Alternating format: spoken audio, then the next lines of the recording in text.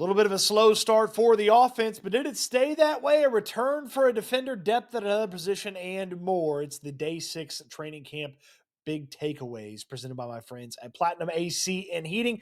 From repairs to replacements to simple preventative maintenance to make sure your AC is running as good as it can, Dwayne at Platinum AC and Heating is the best in the business. Give him a call today. When you need an AC guy, you need the AC guy, and that's Dwayne at Platinum AC and Heating. So I score each and every practice, and sometimes the defense has a knockout like they did on Saturday. Sometimes the offense wins by split decision like they did yesterday. But this one, I would call it a draw, though the defense looked early on like they were about to have a day. So let's start with C.J. Stroud, slow start and then solid finish for the Texans quarterback. So they go to 7-on-7 first instead of a team period.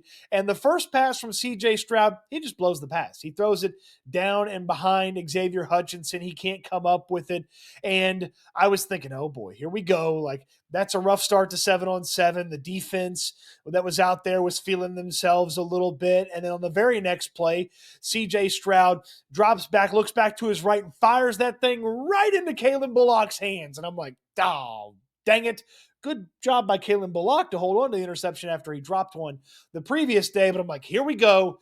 The offense is going to have one of those days where it just started slow and it sort of spiraled out of control. But that's not what happened. Very next play, C.J. Stroud, boom, boom, takes his steps, throws that thing surgical to Christian Kirk, who's open in the middle of the field, and that was it for C.J. Stroud. The offense had some other pretty nice plays. Davis Mills had a great one to Justin Watson over on the sideline, but overall, that first team offense is the one that we're thinking about the most. And so coming out of that 7-on-7 period, I'm like, okay, well, that's not good. It's not a really good start. Let's see how they respond. And certainly let's mix the offensive line into that equation and see how it goes. And I'm here to happily report the offense responded. No dejected C.J. Stroud, no upset with how things went.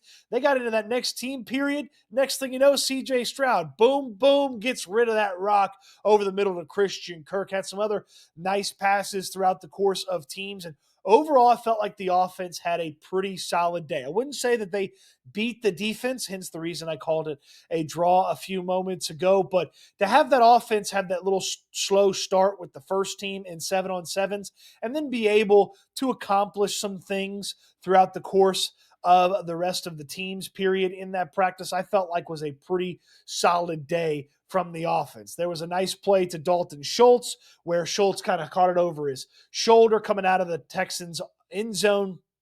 It was a good play, probably a play that shouldn't have happened because of a sack, but that was a nice play. You had some quick decision making from C.J. Stroud. He looked in control back there, and again, the offense was put in a precarious position because in team period 2, they started right on their own end zone, so the 2-yard line. So there wasn't a lot to do with that, but Stroud was making quick decisions, getting rid of the ball, not letting the defense get in there and make too much of a hubbub, though the defense did have some moments. So I really like that out of C.J. Stroud. And Davis Mills continues to throw the football really well. I actually felt like Keaton Slovis and Graham Mertz had some nice moments as well, but Mills has been pretty impressive. And before you say it, before you get in the comments, before you think it, they're not trading Davis Mills. So as good as he looks in training camp, they're not going to trade Davis Mills. Okay, so don't think that. Don't put it in the comments section. Don't ask me if they're going to trade Davis Mills.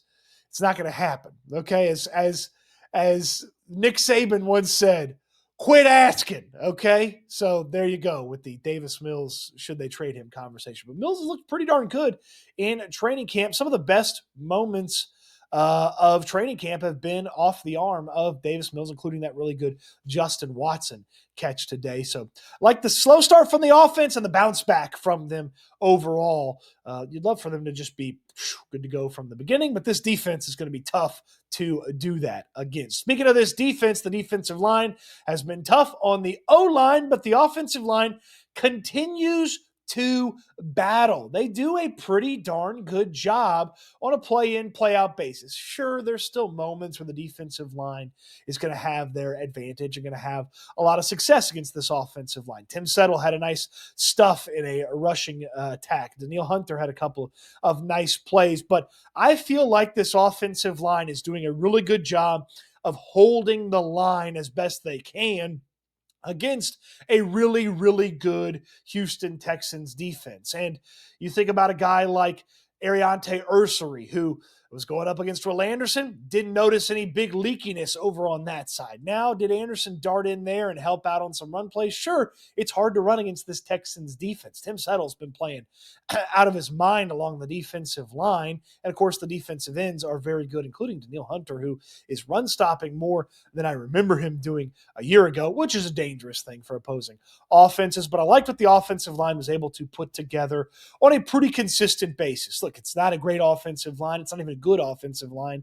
But if they can just give Stroud enough, and again, put in a weird position, being deep in their own territory like they were, I thought they handled it pretty well. That initial offensive line left to right, Cam Robinson at left tackle, Laken Tomlinson at left guard, Jake Andrews at center, Titus Howard at right guard, and Ariante Ursary at right tackle. Later on, Jared Patterson replaced Jake Andrews in that lineup. So there's a center competition. There's definitely tackle competition going on. It feels like Tomlinson and Howard have that guard spot, and they're on their way to having that guard spot locked up. I wonder if when in the next week or so, the Greenbrier next week in West Virginia, and maybe after that first preseason game, we start to see some separation, and we know or we have a good suspicion of exactly who the starters or set to be starters are for this Houston Texans offensive line.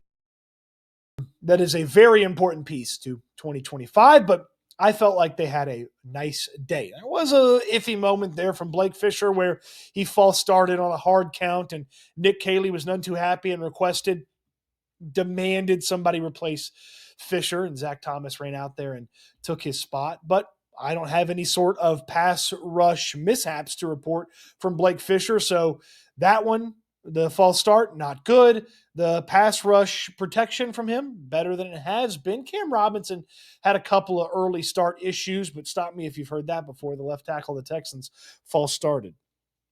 Laremy Tunsil, hello.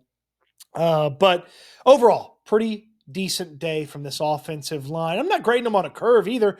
Thought they had some nice moments throughout the course of the day. You'll have great cold moments in your home if you use Platinum AC and Heating for your air conditioning. From repairs to replacements, I had to get a brand new air conditioning system earlier this summer, to just simple preventative maintenance. Did you know you need to service your air conditioner on a regular basis? You need to make sure that it's running well. And if it's running at its best, it's saving you money, because the harder it has to work, the more energy it pours, the harder it has to blow. It's not blowing as cold as it can be. If you do simple preventative maintenance with Platinum AC and Heating, it'll always be running in tip-top shape. Dwayne offers fantastic year-round plans to make sure your AC is always in tip-top shape. He's 5-star rated by the Better Business Bureau. He's a Texans fan just like you. Put the number in your phone. You need an AC guy, you need the AC guy, and that's Dwayne.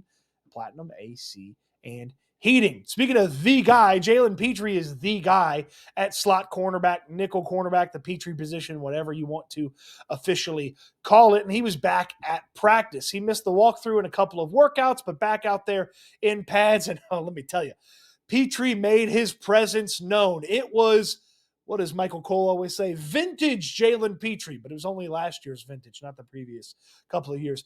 Vintage Jalen Pitre from last year's Pitre. He's around the line of scrimmage. He was in there on run plays. And let me tell you, if Jalen Pitre hasn't introduced himself to Jaden Higgins, they got acquainted in a very quick manner in one of the plays.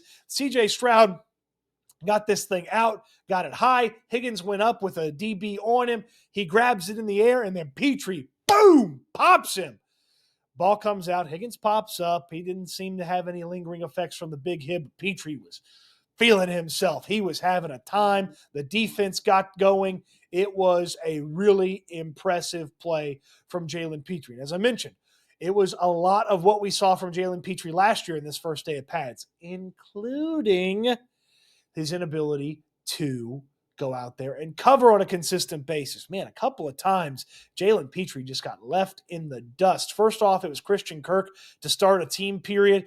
It was right there over the middle, Kirk, and he had a good bit of separation there on Pitre. Later, coming out of their own end zone, it was Brevin Jordan that got loose on Jalen Pitre. He's got to cover better at that slot cornerback position than he did last year. And if he does cover better, he's going to be an absolute monster piece for this defense. If he doesn't cover better and teams start to go at him on a consistent basis, and I felt like they didn't do that enough last year, then Pitre is going to not be as effective as he could be. Around the line of scrimmage, being physical, I still love what he brings to the table. The coverage is still got to come along for Jalen Pitre. Speaking of what's coming along, well, we know about Will Anderson and Danielle Hunter. Hunter, by the way, 2 incredible sacks today. He's just so effortless coming off that edge. Cam Robinson, the victim of this one today. 2 huge sacks in that play. And again, I feel like one of the sacks would have erased what would have been a nice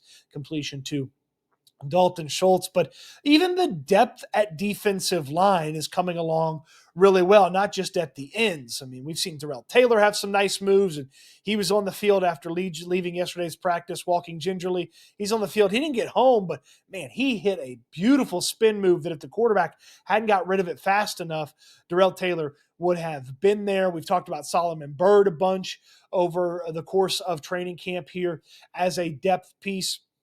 And then Dylan Horton, as he gets further and further away from dealing with cancer, he shows more and more about what he can be. This is the best physical version of Dylan Horton in a Texans uniform. And he got loose today against Ariante Ursery and got home for a sack. He's had some nice moments. He is just always active out there, both in the run game and in rushing the passer. So I like what I've seen from Horton. I mentioned Tim Settle. He's having a really nice camp. Tommy Togiai had a nice play today that got some platitudes from his teammates. Keonte Hamilton, the rookie defensive tackle from Rutgers, he darted in there for a big tackle for a loss, and he was letting the offense know. The big fella has had some standout moments in pads the past couple of days. So a lot to like about the depth on this defensive line. And oh, by the way, they just so happen to have the best defensive end duo in all of football with Will Anderson and Danielle Hunter. So obviously the talent takes a little bit of a dip. But the intensity doesn't go away when Hunter and Anderson come off the field. So I really liked seeing that from the defensive line as well. Those are my 4 big takeaways from day 6 of Houston Texans training camp. What do you make of them? Let me know in the comment section down below. On your way down there, throw that thumbs up on the video. Subscribe to the channel if you haven't already. Check out my buddy Landry Locker in the locker room. Check out Landry and myself on SNL each and every weekday at 4 p.m. You don't want to miss out on that. Visit my friends at Platinum AC and Heating. You know, there's just a lot to do here at the end of a video. And you never know. The other day I gave away training camp tickets at the end of a video. So watch until the end. Sometimes it benefits you. And sometimes it just ends with me telling you, I hope you enjoyed the video. I appreciate you watching, and I can't wait until we talk Texans again soon.